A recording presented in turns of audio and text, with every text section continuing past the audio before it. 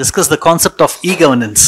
Okay, so e-governance అంటే ఏంటి, e-governance వల్ల ప్రయోజనాలు ఏంటి, అసలు e-governance డెఫినేషన్ ఏంటి, e-governanceకి సంబంధించిన నమూనాలు, మోడల్స్, ఏమేమి నమూనాలు ఉన్నాయి. ఓకే, భారతదేశంలో e-governanceని మనం సమర్థవంతంగా వినియోగించుకోవడానికి మనం ఎదుర్కొంటున్నటువంటి ప్రధాన అవరోధాలు ఏంటి. ఓకే, ఇట్లాంటి కొన్ని అంశాల మీద మనకి ఎగ్జామినేషన్లో క్వశ్చన్స్ అడిగే అవకాశం ఉంది on e-governance. Okay, so obviously మీకు తెలుసు కదా, e-governance అంటే ఏంటి, వెరీ సింపుల్, ప్రసార మరియు సమాచార సాంకేతికతని, పరిపాలనని మరింత సమర్థవంతం చేసేందుకు వినియోగించే ప్రక్రియని e-governance అని చెప్పి అంటారు.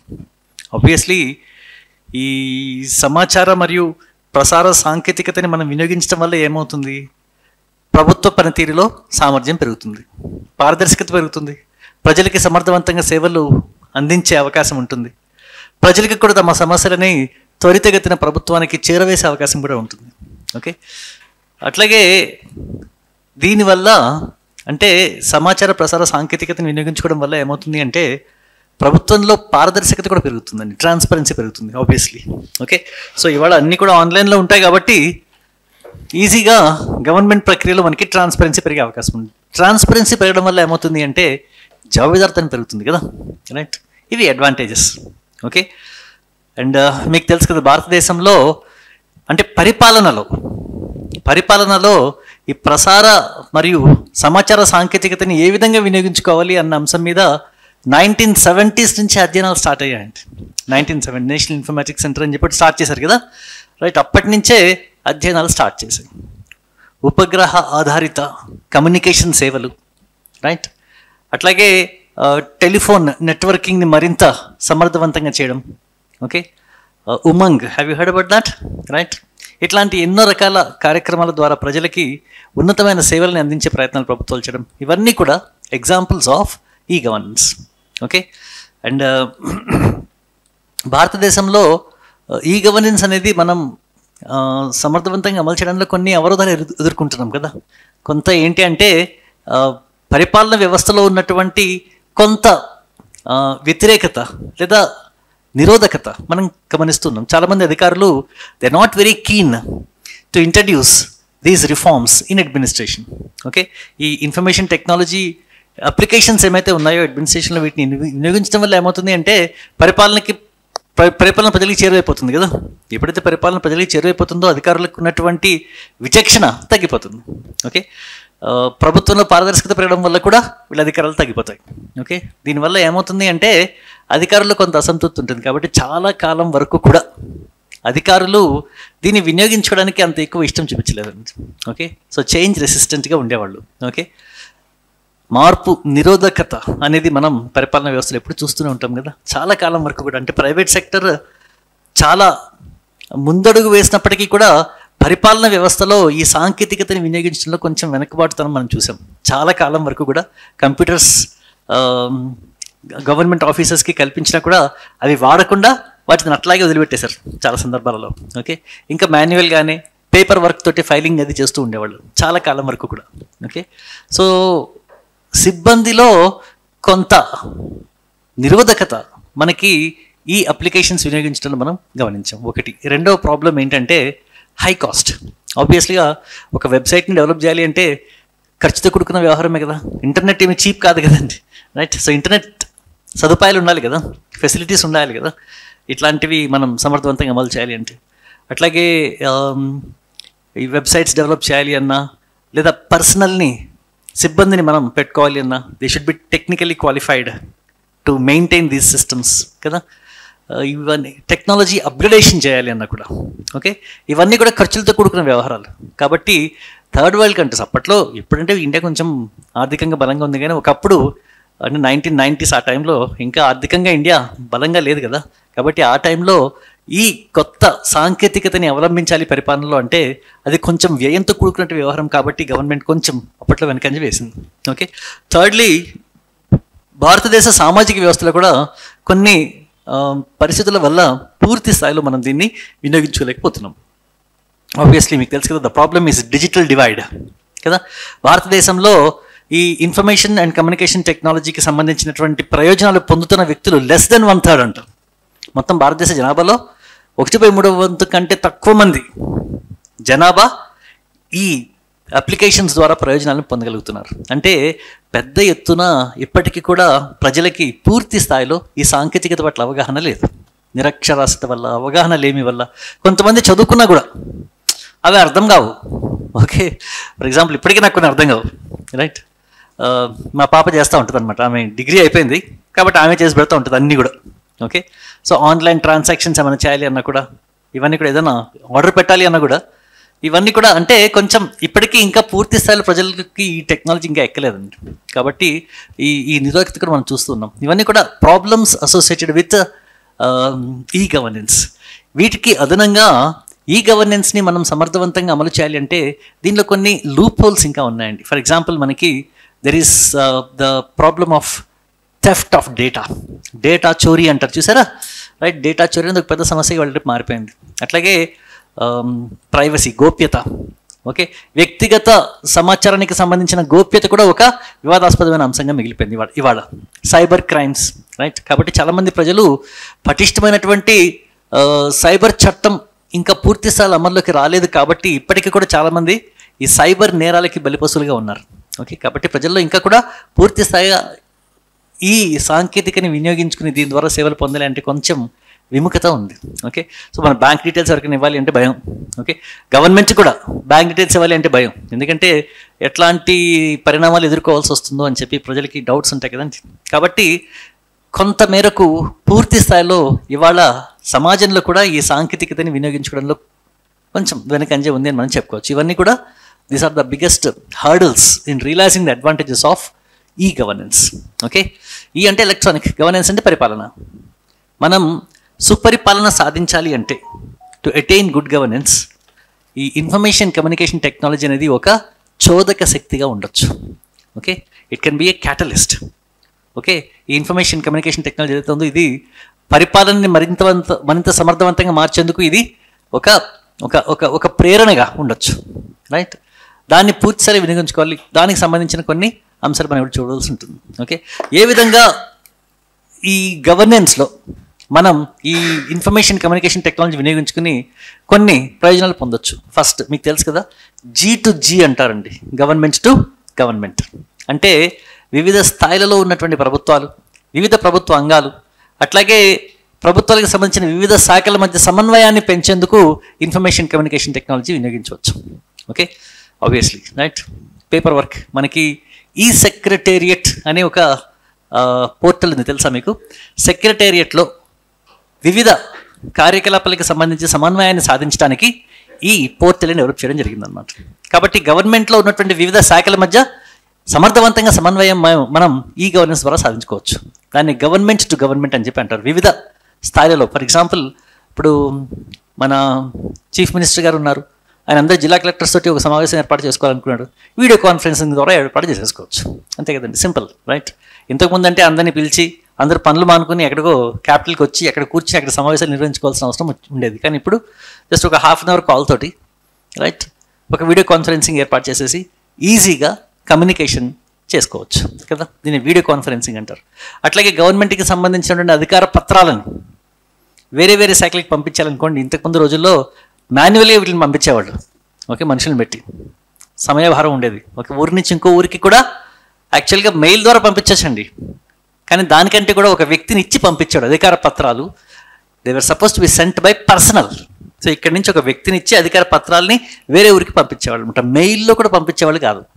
ఓకే, ఇప్పుడు సింపుల్గా ఇంటర్నెట్లో పెట్టేసి లేదా ఏదైనా ఒక వెబ్సైట్లో పెట్టేసి అక్కడి నుంచి డౌన్లోడ్ చేసుకోమని చెప్పి అంటున్నారు అనమాట. ఓకే, కాబట్టి ఇవాళ గవర్నమెంట్ టు గవర్నమెంట్ ఈ ఇంటర్ఫేస్ ఏదైతే ఉందో అది ఎక్కువ అయింది. ఓకే, చాలా ఈజీగా అంతర్గత ప్రక్రియ ఇవాళ కొనసాగుతూ ఉంది దీనివల్ల.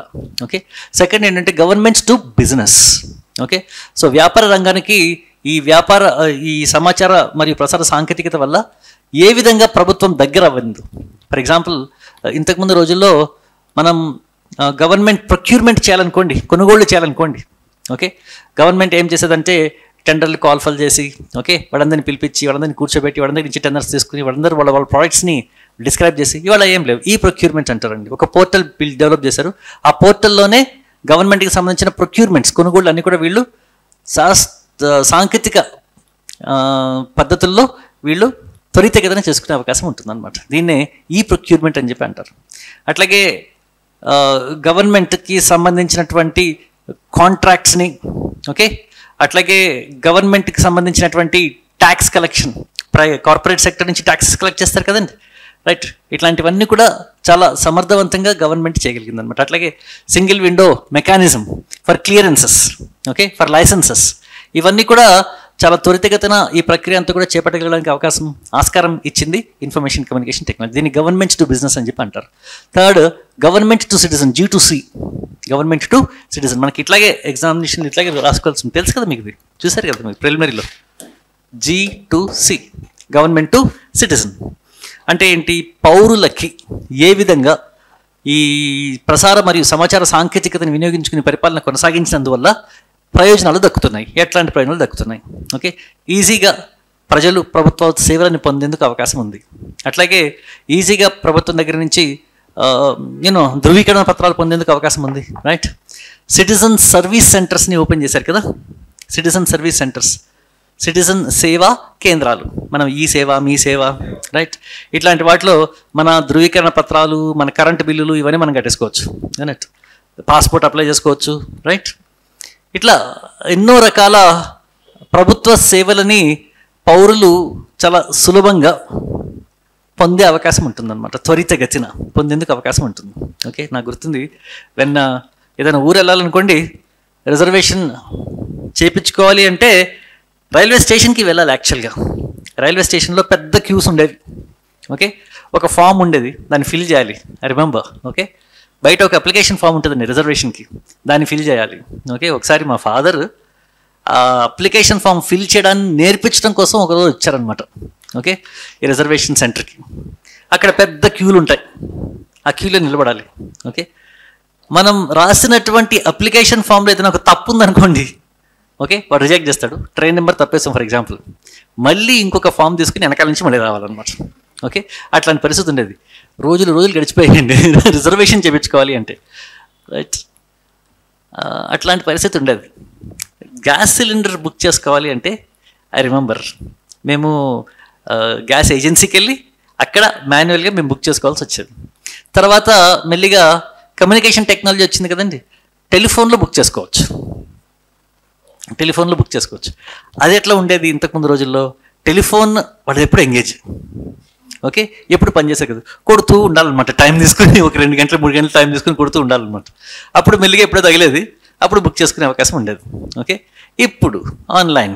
Okay, you can just book it online సింపుల్గా. సెల్ ఫోన్లో టక్ 2 minutesలో బుక్ చేసేసుకోవచ్చు. అందులో వెయిటింగ్ ఉండదు, ఏమీ ఉండదు. సో సింపుల్, ఇదన్నట్టు. ఓకే, సో పౌరులు కూడా ప్రభుత్వానికి సంబంధించిన రకరకాల సేవలు పొందడంలో ఈ information communication technology has made things very easy. Okay, bills pay చేయడం కానీ, okay, I remember current bill కట్టడానికి కూడా లైన్లో నిలబడేవాళ్ళం ఒకప్పుడు.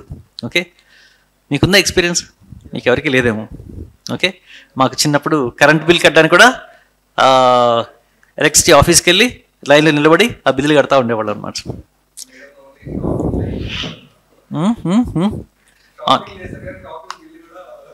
అదే రైట్. ఓకే, సో ఇవాళ రేపు అంతే కదండి.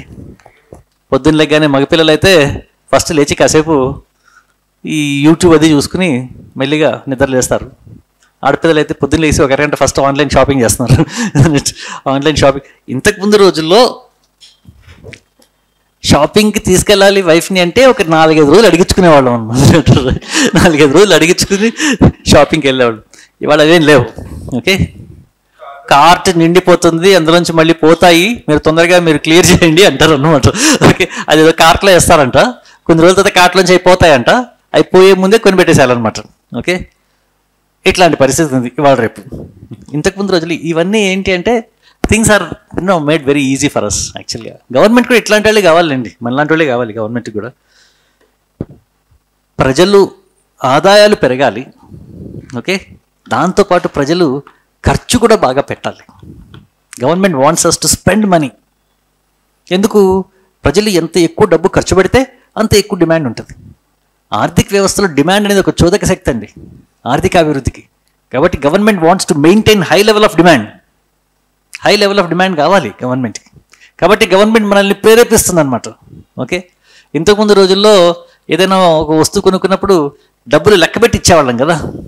ఇవాళ లెక్క పెట్టాల్సిన అవసరం లేదు. కార్డు ఇచ్చేసి కళ్ళు మూసుకుంటే చాలు, దానిపై చూసుకుని వెళ్ళిపోతుంది అంతే. సరేలే కార్డు ఇచ్చేసి తర్వాత చూసుకుందాం. క్రెడిట్ కార్డులు, డెబిట్ కార్డులు, దే బికమ్ సో ఈజీ. ఎంత ఖర్చు పెడుతున్నామో కూడా తెలియని స్థితిలో ఉన్నాం ఇవాళ. ఓకే, యూ డోంట్ నో అకౌంట్లోకి ఎంత డబ్బులు వస్తున్నాయి, ఎంత ఖర్చు పెడుతున్నావు, అసలు ఎంత ఉంది, లెక్కపత్రం ఏం లేదు ఇవాళ. ఓకే, ఇంతకుముందు రోజుల్లో అయితే అట్లీస్ట్ సరే ఇన్ని డబ్బులు వస్తున్నాయి, ఇన్ని ఖర్చు, అట్లీస్ట్ డబ్బులు లెక్క పెట్టి ఇచ్చినప్పుడైనా మనకు ఒక లెక్క ఉంటుంది కదా. వాడు లెక్క లేదు. పొద్దునుంచి ఇప్పుడు దాకా ఎన్ని ట్రాన్సాక్షన్ చేసాడో తెలియదు. I don't remember. ఓకే, ఎందుకంటే కూరగాయల దగ్గర నుంచి అన్నీ ఆన్లైనే కదా ఇవాళ రేపు. So we just don't know how we are spending. Government కూడా అట్లాంటి పరిస్థితే. The government wants us to spend money. Okay, కాబట్టి ఈ ప్లాస్టిక్ కార్డ్స్ ఇవన్నీ మన చేత డబ్బులు ఖర్చు పెట్టించడానికి వచ్చినాయి ఇవన్నీ. Okay, so this is about ఈ గవర్నెన్స్. ఓకే, సో ఈ గవర్నెన్స్కి సంబంధించిన ఈ 4 నమూనాలు ఏమైతే ఉందో వాటి గురించి మనం ఎగ్జామినేషన్ రావాల్సి ఉంటుంది. సో ఈ గవర్నెన్స్ ప్రాముఖ్యత ఏంటి, ఓకే, అసలు ఎట్లా ఇవాల్వ్ అయింది ఈ గవర్నెన్స్ భారతదేశంలో. స్టార్టింగ్లో ఎప్పుడైతే ఈ ప్రసార సమాచార సాంకేతికత మనకి అందుబాటులోకి వచ్చిందో, స్టార్టింగ్లో ఈ గవర్నెన్స్ని ఈ గవర్నమెంట్ ఆఫీసెస్లో కంప్యూటర్స్ని ప్రవేశపెడుతూ ఆవిష్కరించారు. ఓకే, సో కంప్యూటర్స్ ఉన్నాయి కదండి, ఈ గవర్నమెంట్ ఆఫీసెస్లో పెట్టారనమాట. సో ఈ ఫైల్స్ మెయింటైన్ చేయకుండా కంప్యూటరైజ్ చేయాలి, కంప్యూటర్లోనే వర్క్ చేయాలి. దానికి సంబంధించిన ట్రైనింగ్ ఇచ్చారు సిబ్బందికి. Okay, first. సెకండ్ లెవెల్లో ఏం చేశారంటే వీటిల్నే నెట్వర్కింగ్ చేశారు. ఓకే, గవర్నమెంట్ ఆఫీసుల మధ్య ఈ కంప్యూటర్స్ని ఈ లోకల్ ఏరియా నెట్వర్క్ అంటారు, LAN. Have you heard about that? State wide area network అంటారు, స్వాన్. ఇట్లా ఈ కంప్యూటర్స్ని అనుసంధానం చేస్తూ మెల్లిగా ప్రభుత్వ ప్రక్రియని క్రమబద్ధీకరణ చేసే ప్రయత్నం చేశారు. థర్డ్ లెవెల్లో ఏం చేశారంటే గవర్నమెంట్ సేవలని, ఓకే, ఈ మాధ్యమాల ద్వారా, ఓకే, ఇన్ఫర్మేషన్ కమ్యూనికేషన్ సాంకేతికత ద్వారా పౌరులకు అందించే ప్రయత్నం చేశారు. ఫోర్త్ లెవెల్లో ఏం చేశారంటే గవర్నమెంట్ పౌరుల మధ్య పరస్పర సంబంధాన్ని ఏర్పాటు చేసే ప్రయత్నం చేశారు. Interactive relationship between government and the citizen. మనం ఒక అప్లికేషన్ పెట్టుకుంటాం. ఓకే, గవర్నమెంట్ దానికి సంబంధించి ఒక అక్నాలెడ్జ్మెంట్ ఇస్తుంది.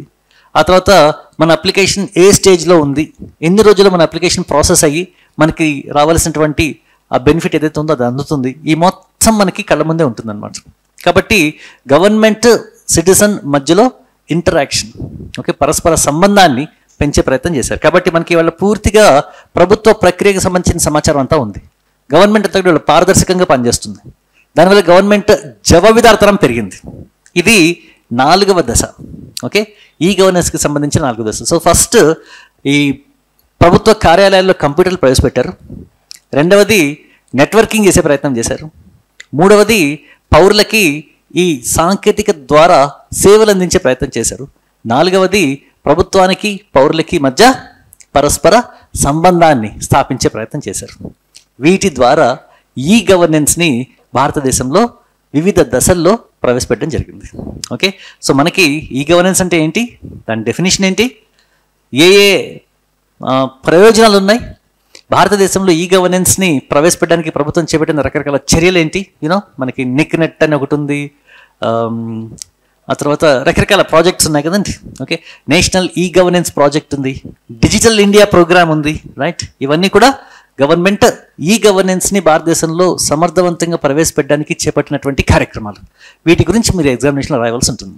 ఓకే, ఆ తర్వాత భారతదేశంలో ఈ గవర్నెన్స్ని ప్రవేశపెట్టడానికి మనం ఇవాళ ఎదుర్కొంటున్న ప్రధాన అవరోధాలు ఏంటి, ఓకే, వాటి గురించి మీరు తెలుసుకోవాల్సి ఉంటుంది. ఓకే, అండ్ భారతదేశంలో ఏ మోడల్స్ ద్వారా ఈ గవర్నెన్స్ని ప్రవేశపెడుతున్నారు, G2G, G2B, G2C, G2E, government to employees.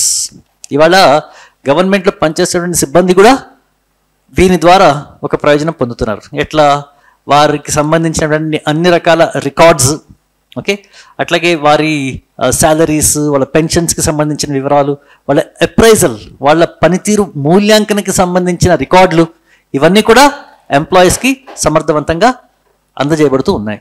అట్లాగే ఎంప్లాయీస్కి సంబంధించినటువంటి ఫిర్యాదులు ఏమైతే ఉన్నాయో అవి కూడా త్వరితగతిన పరిష్కరించబడుతున్నాయి. అట్లాగే గవర్నమెంట్ కార్యాలయాల మధ్య సమన్వయం ఏర్పడడం వల్ల సిబ్బంది పనితీరులో స్పష్టత, అట్లాగే వారి వారి పాత్రపై పూర్తి స్థాయి అవగాహన వారికి సిబ్బందికి ఉండడం వల్ల ప్రభుత్వ ప్రక్రియ మరింత సాఫీగా కొనసాగే అవకాశం ఉంది. ఇది government to employees. Okay, so ఇట్లా మనకి 3 or 4 నమూనాలు ఉన్నాయి, మోడల్స్ ఉన్నాయి. వాటి గురించి మీరు ఎగ్జామినేషన్ రావాల్సి ఉంటుంది. Okay, so first please take down the question. E governance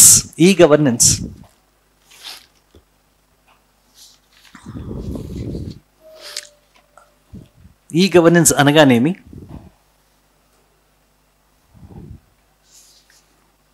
e governance అనగానేమి?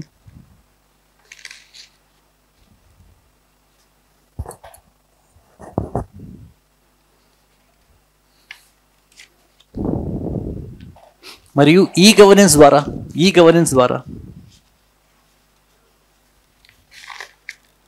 కలుగు ప్రయోజనాలను వివరించుము.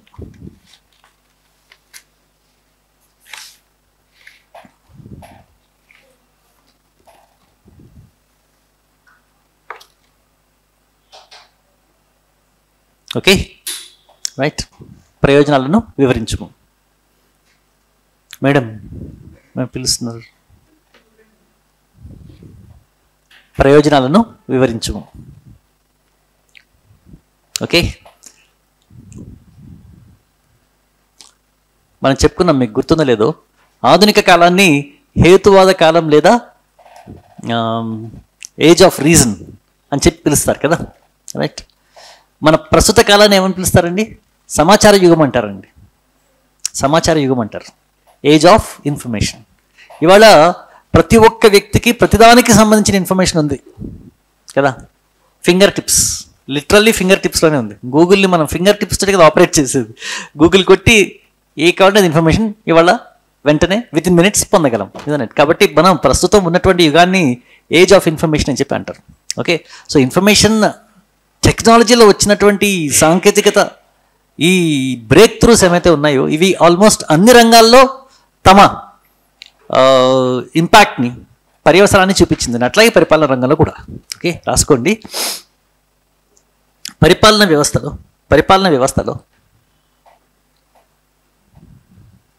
సమాచార మరియు ప్రసార రంగాలలో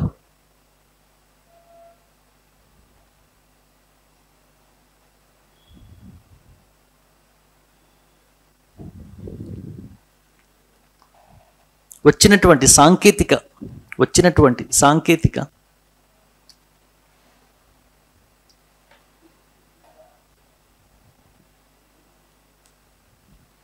పరిజ్ఞానాన్ని వినియోగించుకుని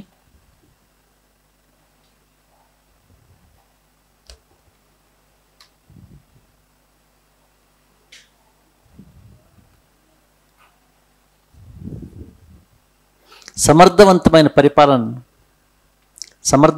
పరిపాలనను అందించుటను ఈ గవర్నెన్స్ అని అంటారు.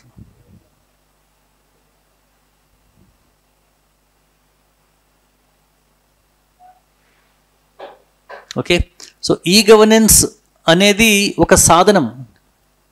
దేన్ని సాధించడానికి?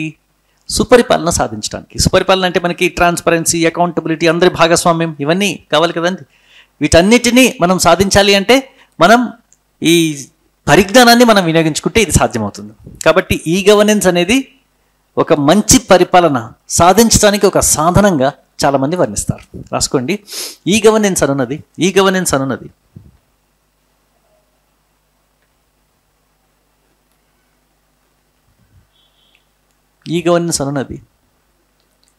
పౌరులకు సమర్థవంతమైన సేవలను అందించేందుకు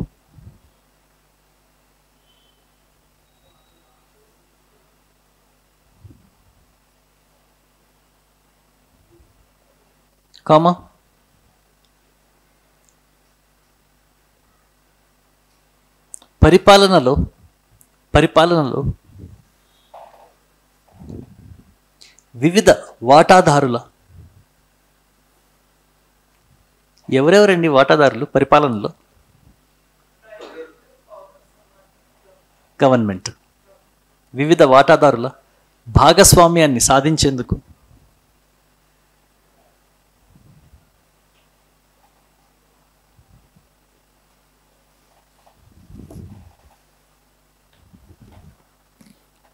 ఒక సాధనంగా వర్ణిస్తారు.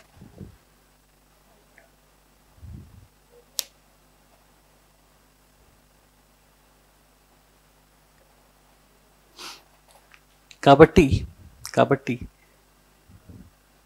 ఈ గవర్నెన్స్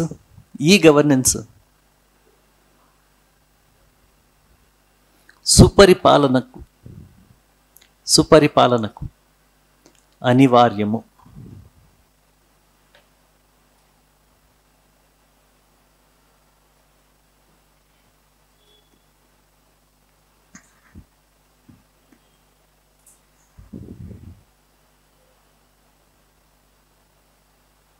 ఓకే, సో ఈ సమాచార ప్రసార సాంకేతికతలో వచ్చినటువంటి మార్పులతో పాటు ఈ మధ్యకాలంలో పరిపాలన వ్యవస్థలో వచ్చిన నూతన వరవడి అయినటువంటి నూతన పరిపాలన నిర్వహణ, న్యూ పబ్లిక్ మేనేజ్మెంట్ అనే దృక్పథం కూడా it increased application of technology for governance.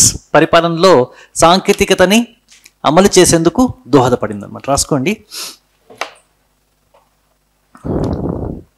ప్రసార మరియు సమాచార సాంకేతికత, ప్రసార మరియు సమాచార సాంకేతికత వల్ల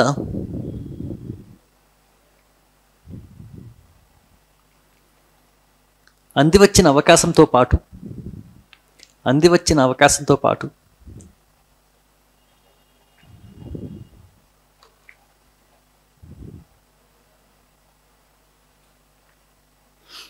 పరిపాలనా శాస్త్రంలో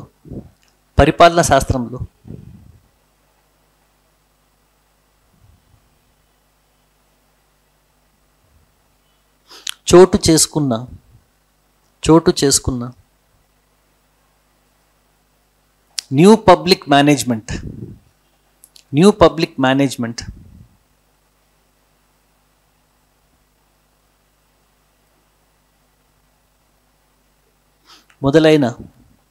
మొదలైన నూతన వరవడులు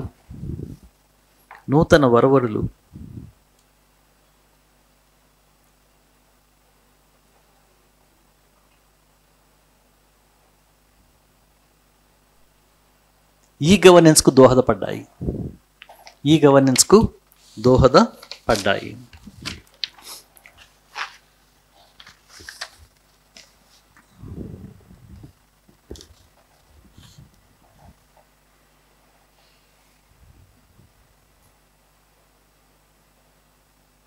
ఓకే, అట్లాగే చాలా అంతర్జాతీయ సంస్థలు కూడా రకరకాల దేశాలలో, అభివృద్ధి చెందుతున్న దేశాలలో కూడా ఈ గవర్నెన్స్ మోడల్ని ప్రవేశపెట్టాలి అని చెప్పి ప్రోత్సాహకాలు అందించడం మొదలుపెట్టాయండి.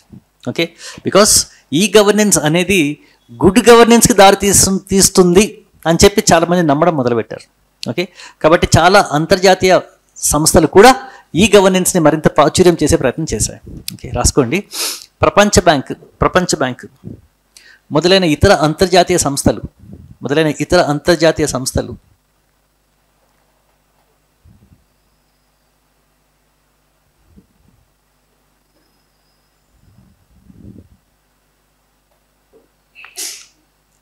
ఈ గవర్నెన్స్ సంస్కరణలను ప్రోత్సహించాయి.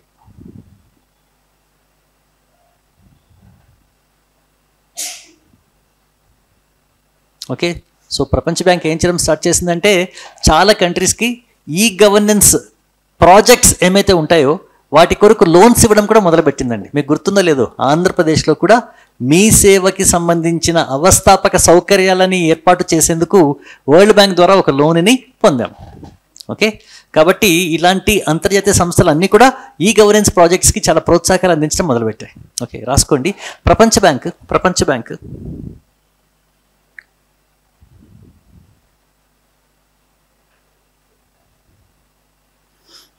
ఈ గవర్నెన్స్ ద్వారా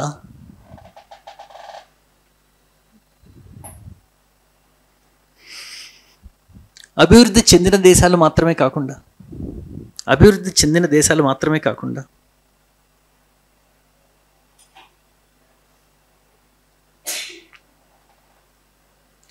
అభివృద్ధి చెందుతున్న దేశాలలో కూడా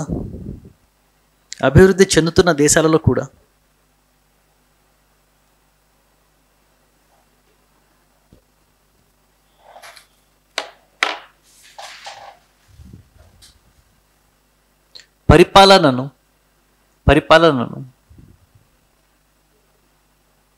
సమర్థవంతంగా మార్చవచ్చని ప్రకటించినది.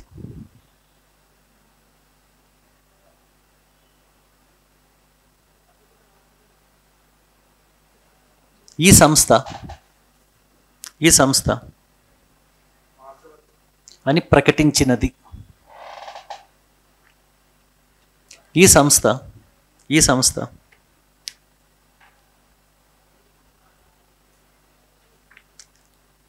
ఈ గవర్నెన్స్ సంస్కరణల వల్ల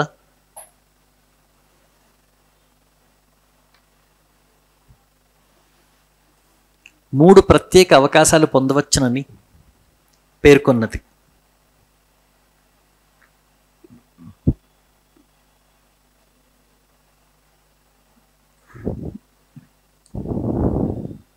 మూడు ప్రత్యేక ప్రయోజనాలు పొందవచ్చని పేర్కొన్నది.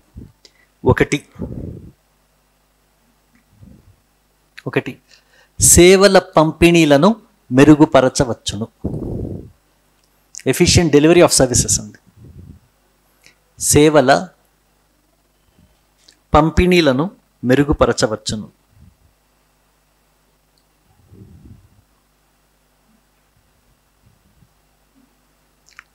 సెకండ్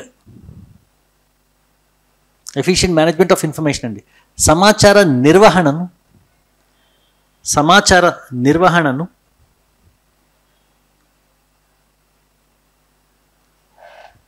పటిష్టం చేయవచ్చును.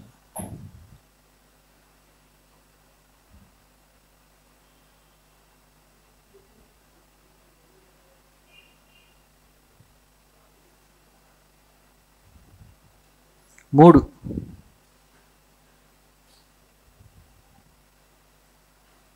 అన్ని వర్గాలకు భాగస్వామ్యాన్ని కల్పించవచ్చు.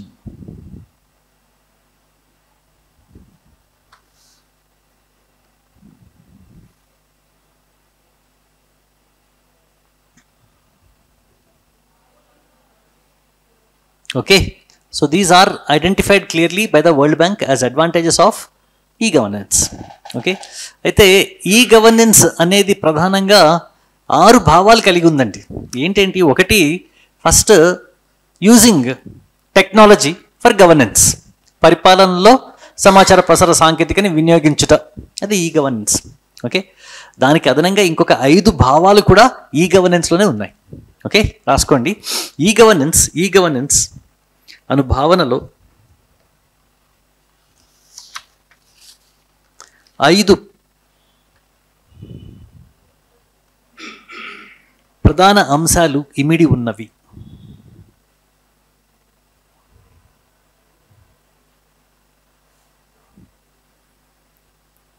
ఫస్ట్, సో ఈ గవర్నెన్స్ అంటే ఏంటి అంటే ఈ 5 ఉన్నాయి, అందులో ఉంటాయండి. ఒకటి ఏంటంటే using information and communication technology for governance. రాసుకోండి.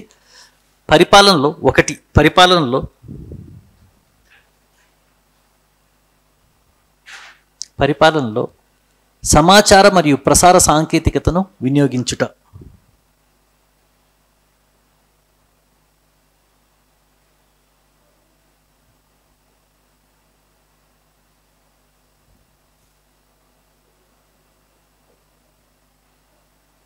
రెండు, ఇప్పుడు మనం కంప్యూటర్స్ పెట్టినంత మాత్రం సరిపోదు కదా, కంప్యూటర్స్ వాడేవాళ్ళు కావాలి కదా.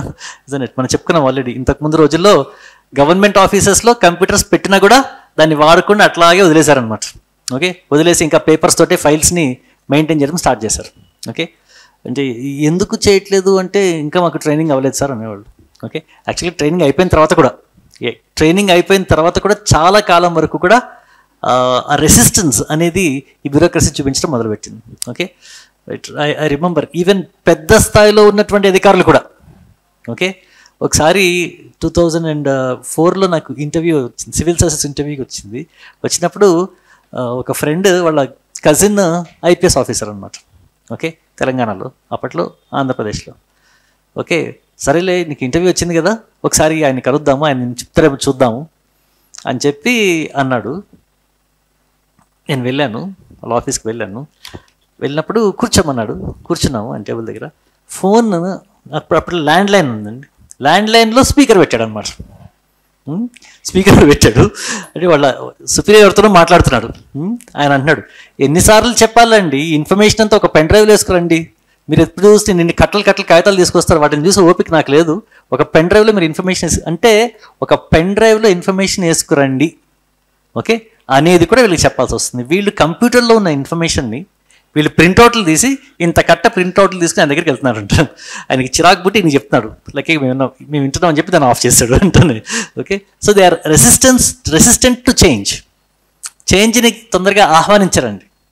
ఓకే, మార్పుని తొందరగా ఆహ్వానించారనమాట. ఇదే కంటిన్యూ అవ్వాలి అని చెప్పి అనుకుంటారు. ఓకే, సో ఈ గవర్నెన్స్లో భాగంగా సిబ్బంది మనస్తత్వంలో, వ్యవహారంలో, ఆలోచనలో, దృక్పథంలో మార్పు కూడా ఇమిడి ఉంది. సెకండ్. ఓకే, థర్డ్, ఈ గవర్నెన్స్కి కావాల్సింది ఏంటండి?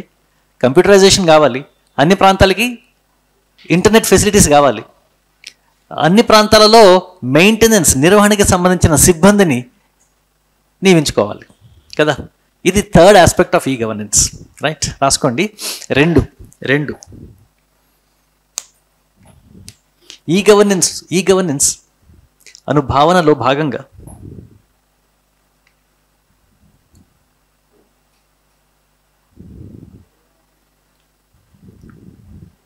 ప్రభుత్వ సిబ్బంది దృక్పథంలో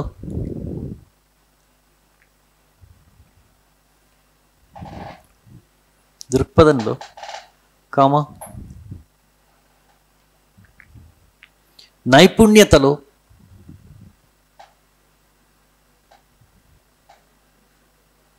మరియు అవగాహనలో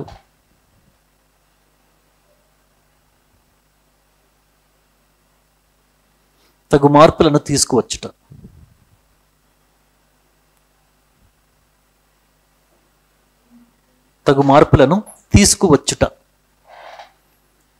సో ఈ గవర్నెన్స్లో భాగంగా ఇది కూడా ఇంపార్టెంట్, లేకపోతే ఈ గవర్నెన్స్ మోడల్ అనేది ఫెయిల్ అయిపోతుందండి. థర్డ్, మూడవది,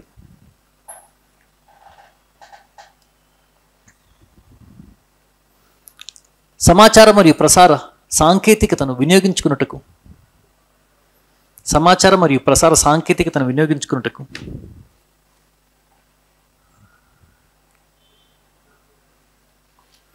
అనువైన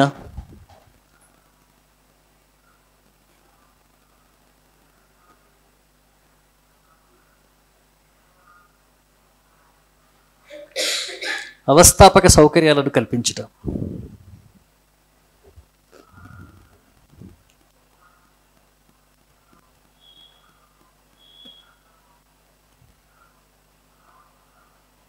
నాలుగు,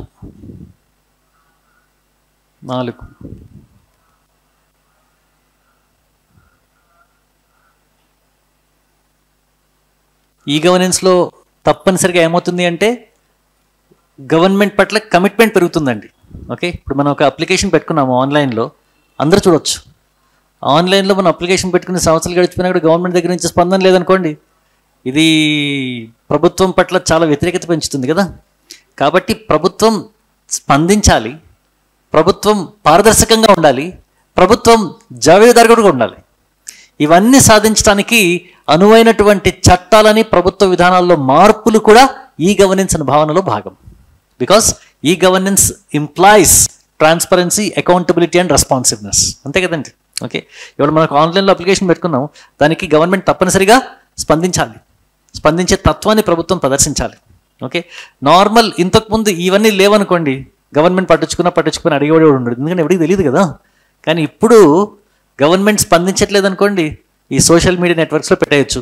ఓకే, కంపు చేసేయచ్చు గవర్నమెంట్ని కదా, ఇజంట్ ఇట్? కాబట్టి ఈ గవర్నెన్స్లో భాగంగా ప్రజల్లో అవగాహన పెంచడం మాత్రమే కాదండి, పారదర్శకత్వం, జవాబుదారితనం, స్పందించే తత్వాన్ని కూడా ప్రవేశపెట్టే విధంగా చట్టాలలో విధానాల్లో మార్పులు తీసుకురావాలి. అది కూడా ఈ గవర్నెన్స్ అనే భావనలో భాగం. రాసుకోండి.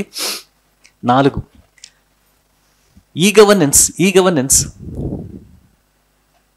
లో భాగంగా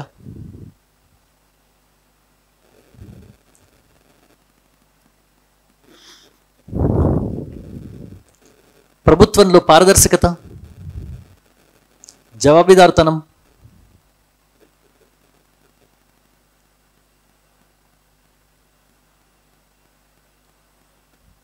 ఫిర్యాదులు నమోదు చేసుకునేందుకు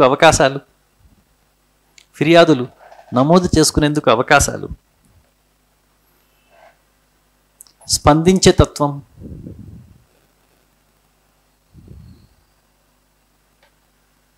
మొదలైన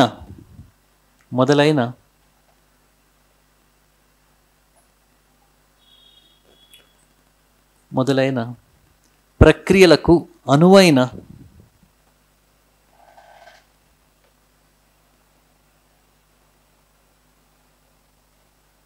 చట్టాలను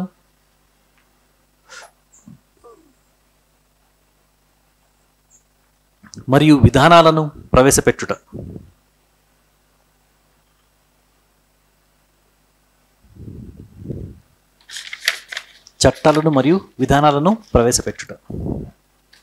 ఓకే. సో ఈ 5 మనకి ఈ గవర్నెన్స్లోనే భాగం అండి. సో ఈ గవర్నెన్స్ అంటే just using information communication technology మాత్రమే కాదు. సిబ్బందిలో మార్పులు రావాలి, మనకి స్పందించే విధంగా, జవాబుదారితనంగా, పారదర్శకంగా ఉండే విధంగా ప్రభుత్వానికి సంబంధించిన చట్టాలు విధానాల్లో మార్పులు రావాలి, అవస్థాపక సౌకర్యాలు ఉండాలి. ఇవన్నీ ఉన్నప్పుడే e governance. So e governance అనే భావనలో ఇవన్నీ ఇమిడి ఉంటాయండి. ఓకే. కాబట్టి ఈ గవర్నెన్స్ని సాధించడానికి ప్రభుత్వం ప్రవేశపెట్టే అన్ని విధానాల్లో ఈ 5 అంశాలు ఉంటాయి.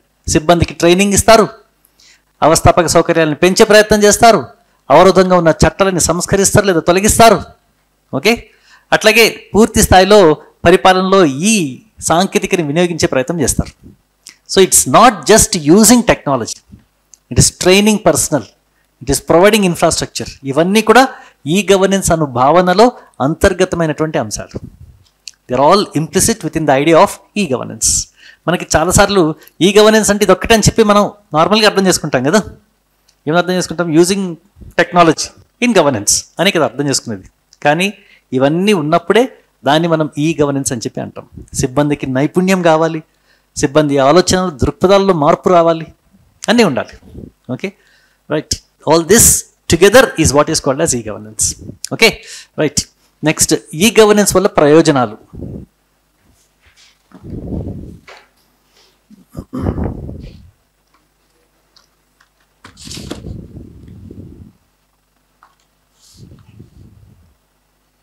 ఓకే, ఫస్ట్ మీకు తెలుసు కదండి, ఈ గవర్నెన్స్ని మనం ప్రవేశపెట్టడం వల్ల మనం ప్రభుత్వ ప్రక్రియకు సంబంధించిన నూతన అనుసంధానాలను ఏర్పాటు చేసుకోవచ్చు. ఓకే, ఒకటి గవర్నమెంట్ టు సిటిజన్, అదొక అనుసంధానం. గవర్నమెంట్ టు గవర్నమెంట్ రాసుకోండి. ఈ గవర్నెన్స్ ప్రాజెక్టులను మరియు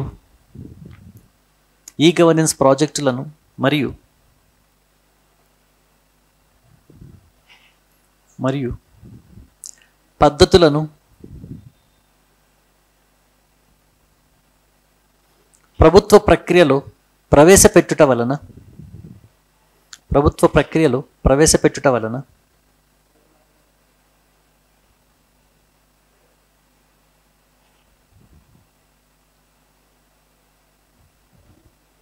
నూతన అనుసంధానాలను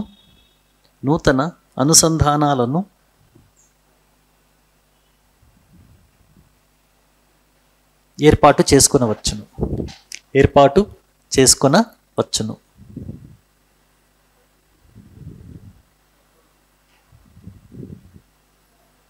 ఫస్ట్ది G to G, government to government. Okay, so మీకు ఎగ్జామినేషన్లో కొన్నిసార్లు ఈ గవర్నెన్స్ అనగానేమి, ఓకే, ఈ ప్రభుత్వాల మధ్య అనుసంధానాన్ని సాధించేందుకు ఈ గవర్నెన్స్ ప్రత్యేకమైన పాత్రని వివరించుము అని చెప్పి అడగచ్చు. ప్రభుత్వాల మధ్య అంటే గవర్నమెంట్ టు గవర్నమెంట్, అంటే ఇట్ ఇంక్లూడ్స్ గవర్నమెంట్లోనే వివిధ ఏజెన్సీలు, వివిధ శాఖలు, అట్లాగే వివిధ స్థాయిలు. ఓకే, దానిలో ఏ విధంగా మనం అనుసంధానం సాధించుకోవచ్చు అనేది వివరించమని చెప్పి అడగచ్చు. ఓకే, దానికి సంబంధించిన 1 or 2 ఎగ్జాంపుల్స్ కూడా మీరు ఇవ్వాల్సి ఉంటుందండి. కొన్నిసార్లు ఎగ్జాంపుల్స్తో సహా వివరించము అంటాడు. ఓకే, ఫర్ ఎగ్జాంపుల్ ఈ సెక్రటేరియట్ చెప్తున్నాం కదా, అది it's an example of G to G. ఇంకా ఏమైనా ఉన్నాయి అట్లాంటివి? Very good. ఈ ఖజానే, హ్యావ్ యూ హర్డ్ దట్? ట్రెజరీకి సంబంధించిన ట్రెజరీ డిపార్ట్మెంట్ ఉంది కదండి, దానికి సంబంధించిన అనుసంధానం ఇట్లా. ఓకే, చాలా మటుకు మీకు కూడా తెలుసు. మీకు తెలిసిన ఎగ్జాంపుల్స్ కూడా మీరు ఇంక్లూడ్ చేస్తే, ఇన్కార్పొరేట్ చేస్తే బాగుంటుంది. Okay, right. So first is G to G రాసుకోండి. మనకి ఇది అంటే ఏంటని చెప్పి ఏదైనా ఒక నమూనాని ఇచ్చి వివరించమని చెప్పి అడగచ్చు. ఉదాహరణలతో, తగిన ఉదాహరణలతో వివరించము అని చెప్పి అడగచ్చు. ఓకే, కాబట్టి దీన్ని కూడా ఒక షార్ట్ నోట్ కింద రాసుకోండి. Right, first G to G.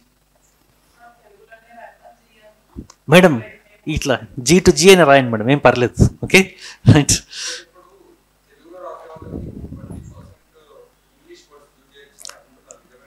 యాక్చువల్గా ఏంటంటే మనకి ఇప్పుడు అంటే మీకు క్లియర్గా ఎక్కడ కూడా మీరు ఇంగ్లీష్ పదాలు వినియోగించడానికి వీలు లేదు అని ఉందా? ఎక్కడైనా ఉందా? ఓకే, కొంతమంది ఊహాగానాలు అంతే. కొన్ని పదాలు యాక్రోనిమ్స్ ఉంటాయండి. WTO దాన్ని తెలుగులోనే రాయాలని ఏం లేదు మేడం, లేదు. It's not at all required. Okay, ప్రపంచ వాణిజ్య సంస్థ అని చెప్పి రాయొచ్చు, తెలుగులో రాయాలంటే. కానీ WTOని కూడా మీరు తెలుగులో రాయాలి అనే అవసరం ఏం లేదు. ఓకే, కాబట్టి మీరు ఎక్కడ కూడా హార్డ్ అండ్ ఫాస్ట్ రూల్స్ ఏం లేవు సార్. 20%, 25%, 10% అట్లా కూడా ఎవరేం చెప్పలేదండి.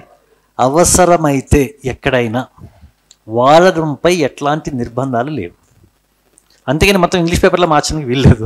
ఓకే, అవసరమైనప్పుడు మాత్రమే, అవసరమైన చోట మాత్రం. ఎందుకంటే మీరు గమనించండి, ఒకసారి మీకు మీ తెలుగు మీడియం పేపర్లో, క్వశ్చన్ పేపర్లో అన్ని తెలుగు పదాలు ఉంటాయా? మధ్య మధ్యలో ఇంగ్లీష్ పదాలు ఉంటాయా? ఇంగ్లీష్ పదాలు ఉంటాయా? తెలుగు మీడియం అదే ట్రాన్స్లేటెడ్ పేపర్లో ఇంగ్లీష్ పదాలు యాక్రోనిమ్స్ కూడా ఉండవా? UNO, WTO ఉంటాయా ఉండవా? మరి అదే రూల్ అండి. ఓకే, అక్కడ అనివార్యం కాబట్టి ఆ పదాలు వాళ్ళు వాడతారు. ఓకే, కొన్నిసార్లు తెలుగు పదాలు ఉన్నా కూడా ఇంగ్లీష్ పదాలే ఇస్తారు. ఓకే, ఏం మేడం తెలుగు మీడియం పదాలు ఏంటున్నాయి?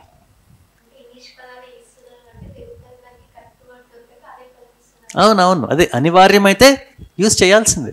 Okay, it's not wrong. మీరు ఇట్లాంటి హార్డ్ అండ్ ఫాస్ట్ చూడండి, ఇక్కడ అశోక్ నగర్లో అందరు చెప్తారు అన్ని మాటలు, అస్సలు తెలుగు పదం కనిపించకూడదు. అరే వాళ్ళు ఇచ్చే క్వశ్చన్ పేపర్లోనే ఇంగ్లీష్ పదాలు కనిపిస్తాయి మనకి కదండి. మరి ఎక్కడ కూడా ఇప్పటి వరకు తెలంగాణ పబ్లిక్ సర్వీస్ కమిషన్ ఎక్కడ కూడా ఇప్పటి వరకు తెలుగు ఆన్సర్ షీట్లో ఇంగ్లీష్ పదాలు వాడరాదు అని ఎక్కడ రాయలేదు. ఓకే, ఎక్కడెక్కడైతే అనివార్యమో అక్కడెక్కడ రాస్తే బాగుంది, మంచిదే. Okay, right. ప్రతిదానికి తెలుగు పదం వాడేమనుకోండి కొన్నిసార్లు అర్థాలు కూడా మారిపోతుంటాయి. మీకు తెలుసు కదా, అన్నిటికీ ట్రూ ట్రాన్స్లేషన్ చేసే ప్రయత్నం చేస్తే. Okay okay, so first is G to G రాసుకోండి. ఈ గవర్నెన్స్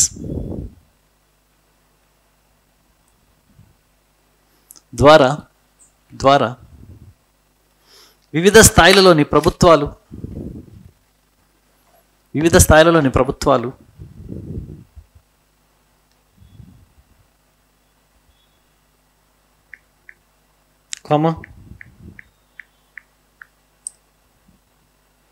ప్రభుత్వాలలో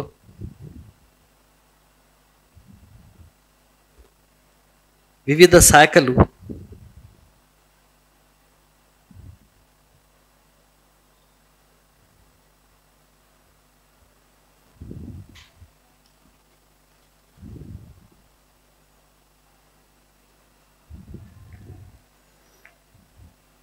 ఏజెన్సీల మధ్య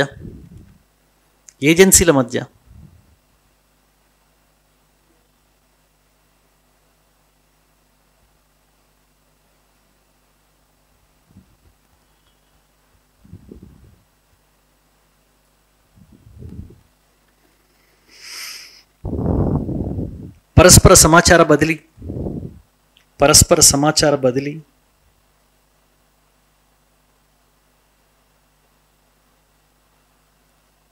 సమన్వయం,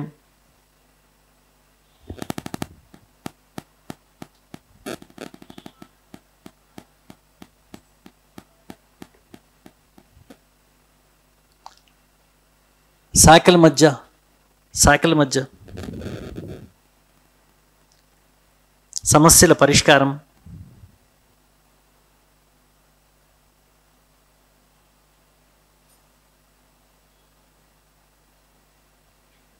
మొదలైనవి సమర్థవంతంగా చేపట్టవచ్చును.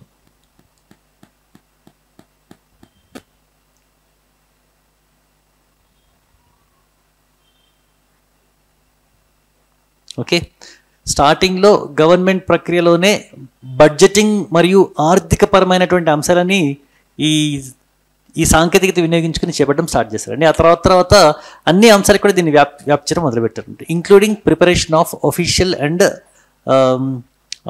అథారిటేటివ్ డాక్యుమెంట్స్ ఆర్ లెటర్స్, వాటికి కూడా అధికార పత్రాలు రూపొందించడం కూడా దీన్ని వినియోగించడం స్టార్ట్ చేశారు. రాసుకోండి, ప్రారంభంలో ఈ సాంకేతికతను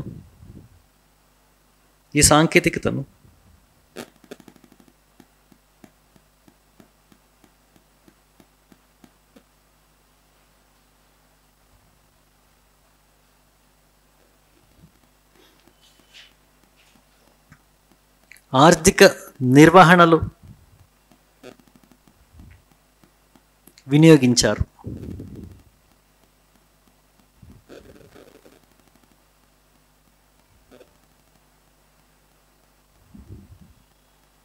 ఆ తరువాత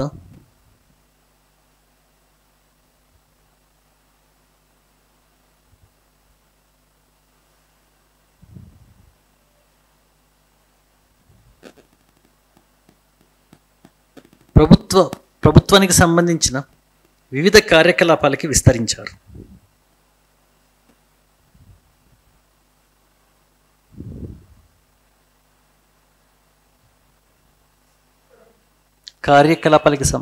ప్రభుత్వానికి సంబంధించిన వివిధ కార్యకలాపాలకి విస్తరించారు.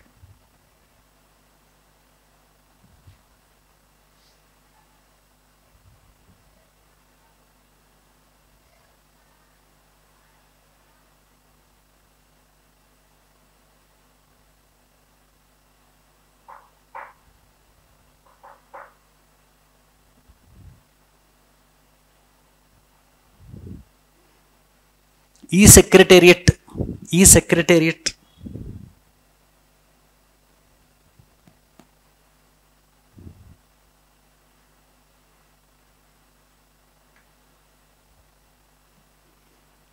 ఈ ఖజానే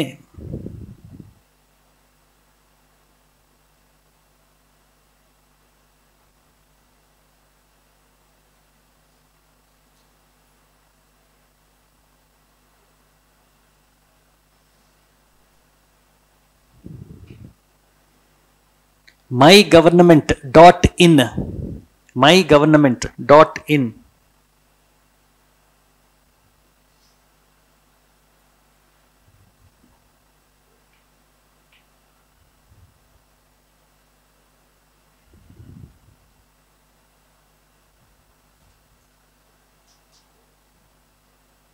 race project RACE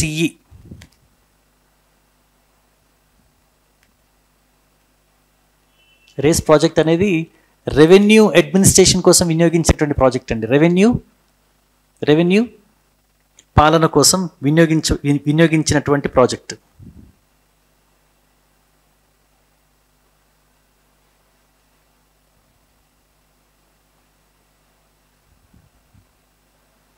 next crisp, CRISP,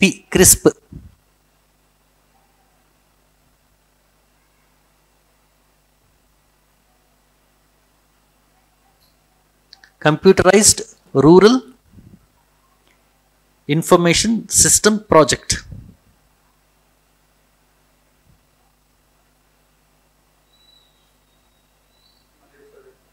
computerised rural information system project.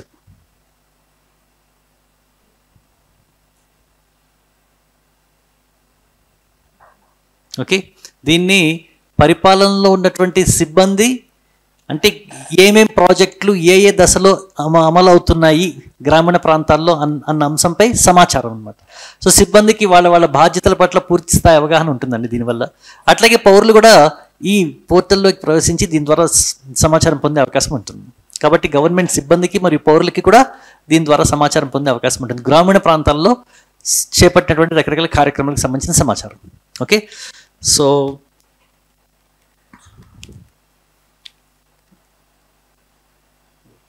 ఇట్లాంటివన్నీ కూడా గవర్నమెంట్కి సంబంధించినటువంటి G2G అనుసంధానం ద్వారా పొందినటువంటి కొన్ని ప్రయోజనాలు, వాటికి సంబంధించిన కొన్ని ప్రాజెక్టులు. ఓకే, గుర్తుపెట్టుకోండి ఎగ్జామినేషన్ పాయింట్ ఆఫ్ వ్యూలో మీకు ఏంటంటే జస్ట్ ఇవి మెన్షన్ చేస్తే చాలండి.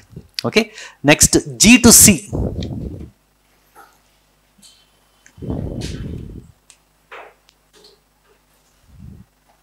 G2C అంటే గవర్నమెంట్ టు సిటిజన్, ప్రభుత్వం నుండి పౌరుల వరకు అని అర్థం అన్నమాట. ఈ గవర్నెన్స్ ద్వారా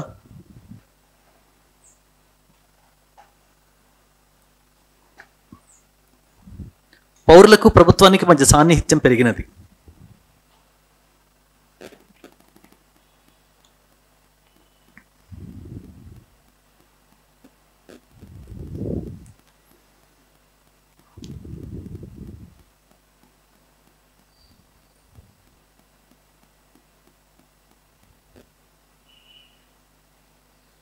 ప్రభుత్వ సేవలు త్వరితగతిన పొందుట,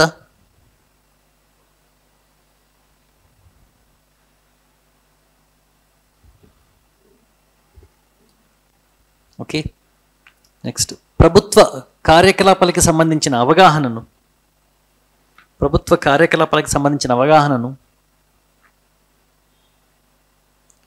పౌరులకు కల్పించుట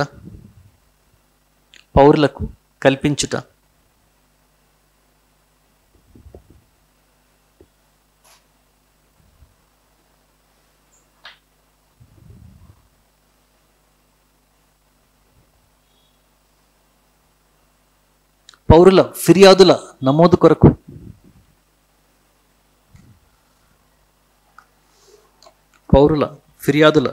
కొరకు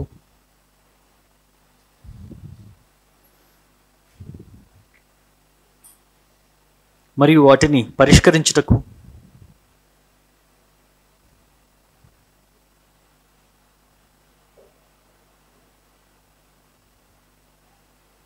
తగు అవకాశాలను కల్పించుట.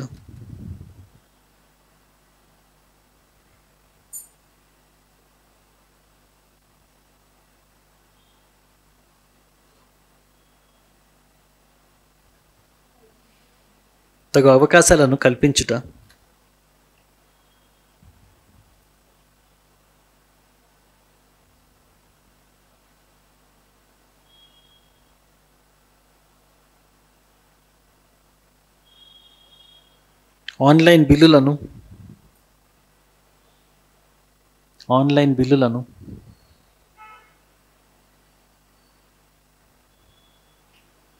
అప్లికేషన్లను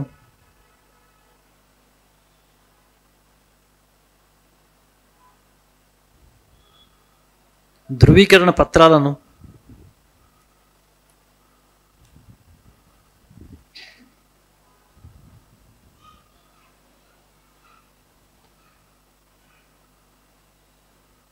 పొందుట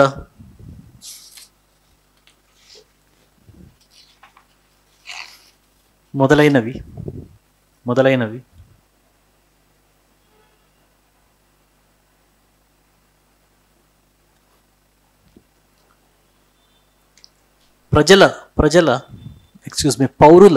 పౌరుల సేవా కేంద్రాలను ఏర్పాటు చేసి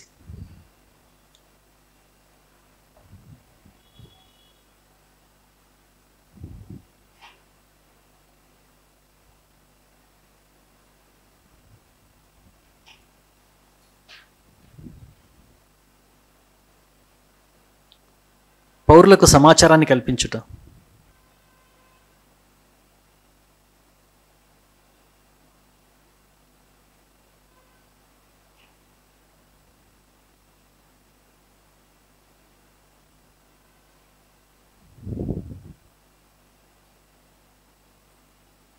మొదలైనవి.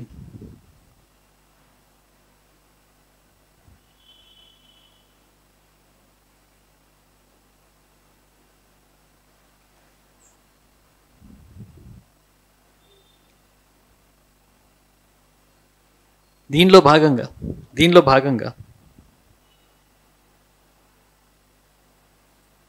పౌరుల భూమి దీనిలో భాగంగా పౌరుల భూమి పత్రాల నమోదు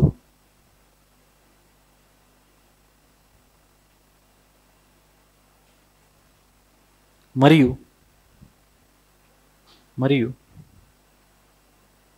వారికి అందజేయుట.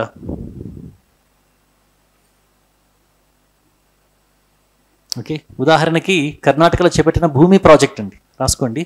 ఉదాహరణకు కర్ణాటకలో చేపట్టిన భూమి ప్రాజెక్టు.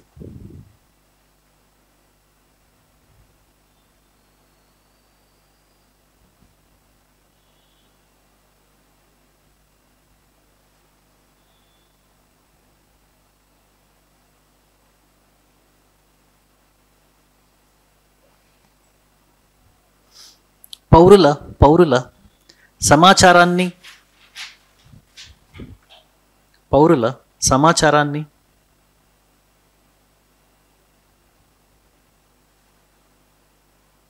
పెంచేందుకు మరియు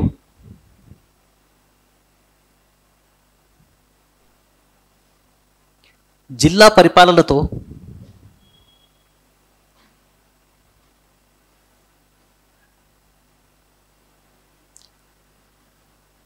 పరిపాలనతో పౌరులను అనుసంధానం చేసేందుకు ఉద్దేశించిన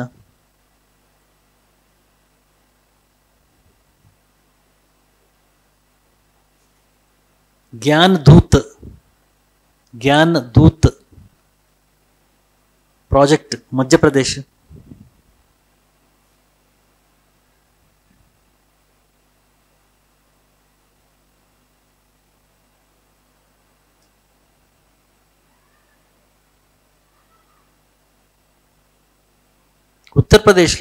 ఉత్తరప్రదేశ్లో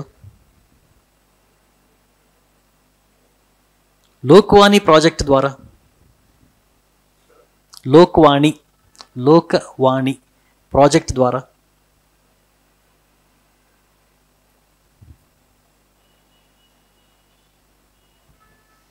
పౌరుల ఫిర్యాదులను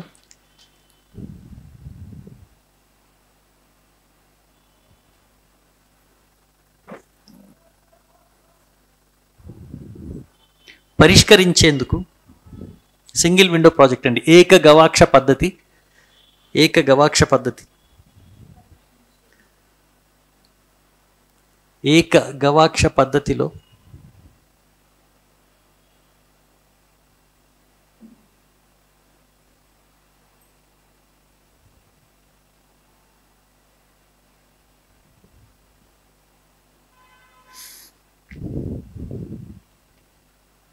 ఏకగవాక్ష పద్ధతిలో ప్రవేశపెట్టబడిన ప్రాజెక్టు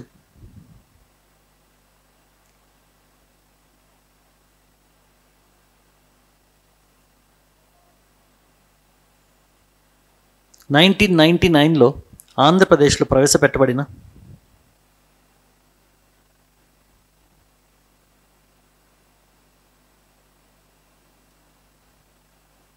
ఈ సేవా ప్రాజెక్టు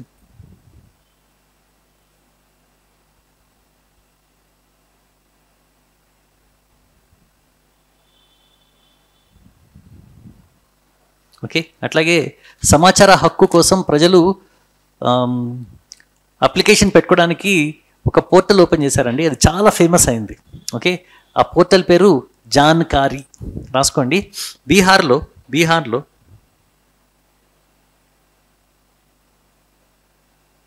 సమాచార హక్కుకు సంబంధించిన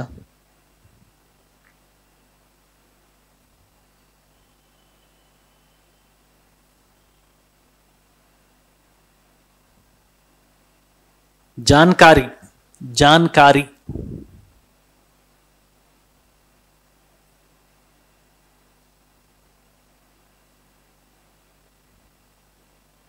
ప్రాజెక్టు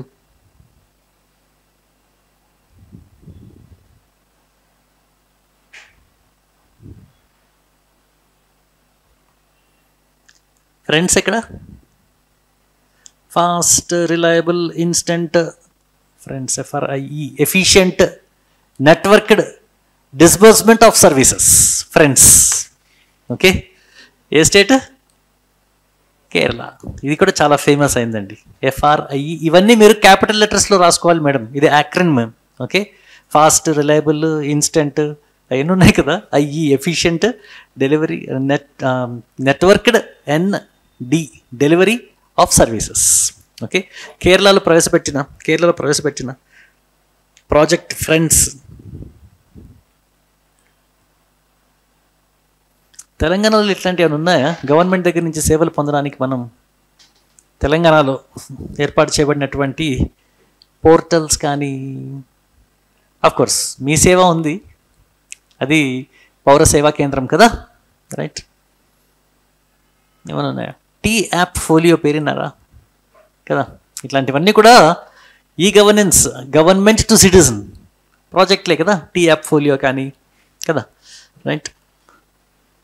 అట్లాగే గవర్నమెంట్ దగ్గర నుంచి పౌరులకి, అంటే స్టూడెంట్స్కి ఇన్ఫర్మేషన్, నాలెడ్జ్ని ఇవ్వడానికి రకరకాల ఈ ప్రోగ్రామ్స్ కూడా ఉన్నాయి కదండి, రైట్? ఇవన్నీ కూడా ఫర్ ఎగ్జాంపుల్ ఈ NCERTs ఉన్నాయి కదా, NCERTsని కంప్యూటరైజ్ చేసి అందరు ప్రజలకి ఇచ్చేసారు. ఆ ప్రాజెక్ట్ పేరు ఏదో ఉంది. What is that project called as? E Pathshala. విన్నారా మీరు అది? ఓకే, NCERT బుక్స్ ఉన్నాయి చూసారండి, దానిలో ఉన్న ఇన్ఫర్మేషన్ అంతా కూడా డిజిటలైజ్ చేసి అందరు ప్రజలకి ఫ్రీగా అందించే ప్రయత్నం చేశారనమాట ఈ పాఠశాల. ఇట్లాగే ఓపెన్ యూనివర్సిటీకి సంబంధించిన మెటీరియల్ కూడా అంతా కూడా కంప్యూటరైజ్ చేసి ఆన్లైన్లో పెట్టేశారండి. ఓకే, ఇగ్నూ మెటీరియల్ ఇవన్నీ కూడా, రైట్? ఇవన్నీ కూడా గవర్నమెంట్ ప్రాజెక్ట్స్ అనమాట, ప్రజలకి నాలెడ్జ్ని పెంచడానికి దోహదపడే అంశాలు ఇవన్నీ కూడా. ఓకే, ఇవన్నీ కూడా G2C projects, right? Next G2B, government to business.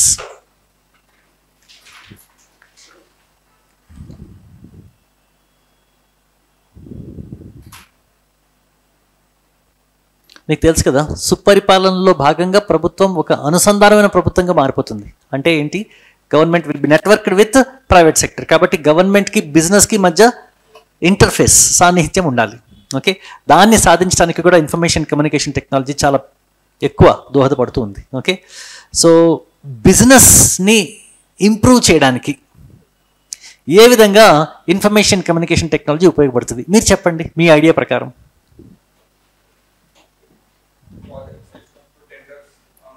Okay, online tendering system ఒకటి ఉంటుంది. So is of doing business చూసారా, అంటే వ్యాపార కార్యకలాపాలు చేపట్టడానికి సౌలభ్యమైన వాతావరణాన్ని మనం ఇన్ఫర్మేషన్ కమ్యూనికేషన్ టెక్నాలజీ ద్వారా స్థాపించవచ్చు. ఓకే, ఒకటి. అట్లాగే సింగిల్ విండో క్లియరెన్స్, ఏక గవాక్ష పద్ధతిలో బిజినెస్ కార్యకలాపాలకి రకరకాల క్లియరెన్స్లు, పర్మిషన్లు గవర్నమెంట్ ఇవ్వవచ్చు. అట్లాగే ట్యాక్స్ రెగ్యులేషన్కి సంబంధించిన సమాచారాన్ని స్పష్టంగా కంపెనీలకి తెలియజేయవచ్చు. గవర్నమెంట్ చేపట్టే కొనుగోళ్లు, గవర్నమెంట్ చేపట్టే అమ్మకాలు ఇవన్నీ కూడా పారదర్శకంగా ఈ డిస్బర్స్మెంట్స్, ఈ ప్రొక్యూర్మెంట్స్ ద్వారా గవర్నమెంట్ చేపట్టవచ్చు. ఓకే, అట్లాగే టెండరింగ్ పద్ధతుల్లో కూడా పారదర్శకతను తీసుకురావచ్చు. ఇట్లా ఎన్నో రకాల సత్యభామ పేరున్నారా, అది కూడా ఒక ప్రాజెక్ట్ అండి. Okay, advancement of mines. Okay, Satyabhama ఒకటి, ప్రగతి ఒకటి, ఈ చౌపల్ విన్నారా? ఈ నామ్ అంటారు. ఈ నామ్ ఏంటది? అగ్రికల్చరల్ మార్కెటింగ్ కోసం ఏర్పాటు చేయబడినటువంటి పోర్టల్.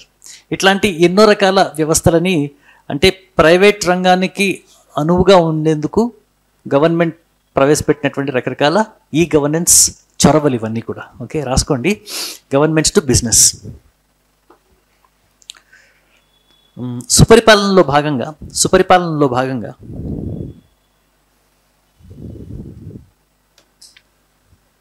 ప్రభుత్వాలు మార్కెట్ వ్యవస్థలతో ఎక్కువగా ఇది అడిగే అవకాశం ఉందండి, గవర్నమెంట్ టు బిజినెస్ అడిగే అవకాశం ఉంది.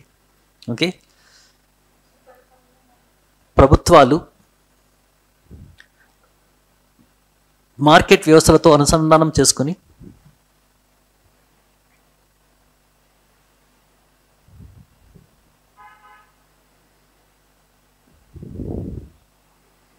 విధానాలను రూపొందించవచ్చును. ఈ అనుసంధానాన్ని సాధించుటకు